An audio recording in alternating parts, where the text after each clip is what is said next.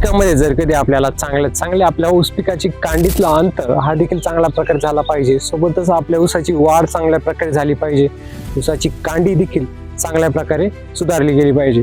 कारण की बरेच शेतकरी काय करत असतात, ज्या वेळेस आपण 1-2 डोस टाकून देत असतात, पण मात्र त्याची योग्य वेळी जर वापर नाही केला तर पाहिजे तसा रिझल्ट आपल्याला ऊस पिकामध्ये येत नाही. शिवाय आपल्या उत्पादनामध्ये घट देखील आपल्याला तिथंच बघायला मिळत असते. ऊसाचं गणित जे आहे तर ते योग्य वेळी जर कधी योग्य पद्धतीने योग्य प्रमाणामध्ये जर कधी खतांचा वापर केला तर आपल्याला पाहिजे तसं भरघोस उत्पादन आपल्याला त्यामधून नक्कीच मिळत असतं. त्यामुळे वेळोवेळी आपण कोणकोणते डोस दिले पाहिजे ते या चॅनलवरती रेग्युलरली व्हिडिओ येतच असतात.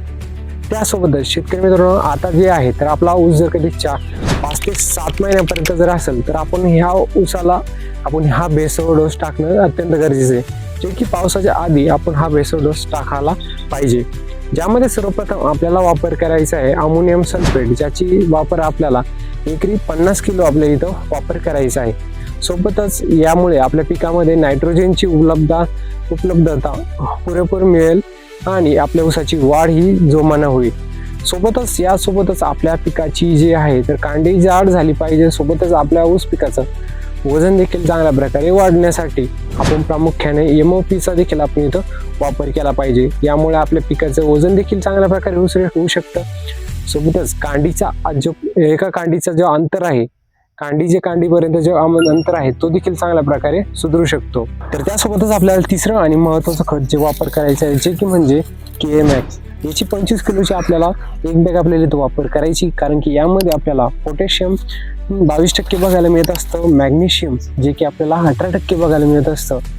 सोबतच आपल्याला सल्फर देखील 20% आपल्याला इथं बघायला मिळत असतं. यामुळे पोटॅशियममुळे आपल्या पिकाची वाढ होण्यासाठी, जाड होण्यासाठी, वजन वाढण्यासाठी मदत मिळत असते. मॅग्नेशियममुळे आपल्या पिकामध्ये आपली काळोखी राहण्यासाठी जास्त मदत मिळत असते. सोबतच सल्फरच्यामुळे स्ट्रेस मॅनेजमेंटसाठी उत्तम काम करत असतं. तर चौथं आणि अत्यंत महत्त्वाचं जे काही खत आहे, जे की म्हणजे आपल्या पिकामध्ये चांगल्या प्रकारे कांडी लांबवण्यासाठी जास्त मदत करत असतं. कांडीची चांगल्या प्रकारे फुगवण होण्यासाठी, वजन वाढवण्यासाठी याचा आपल्याला जबरदस्त रिझल्ट आपल्याला यामध्ये मिळत असतो. ज्यामुळे आपल्याला कॅल्शियम नायट्रेट याचा देखील आपल्याला योग्य प्रमाणामध्ये वापर करायचा आहे. तुमच्यापैकी 50% शेतकऱ्यांना तर याचा वापर केलेला असेल, 50% शेतकऱ्यांना अजून देखील याचा वापर केला नसाल. याचा ज्या शेतकऱ्याने वापर केला असेल त्या शेतकऱ्यांनी कमेंटमध्ये याचा रिझल्ट देखील सांगायला विसरू नका. सोबतच शेतकरी मित्रांनो, बरेच शेतकरी विचारतात की ऊस पिकामध्ये कमीत कमी म्हटलं तर किती बेसळ डोस टाकायला पाहिजे. तर शेतकरी मित्रांनो, कमीत कमी म्हटलं तर आपल्या ऊस पिकाला योग्य वेळी योग्य खतं जर कधी आपण जर दिले तर आपल्याला 3 डोस हे पुरेसे असतात.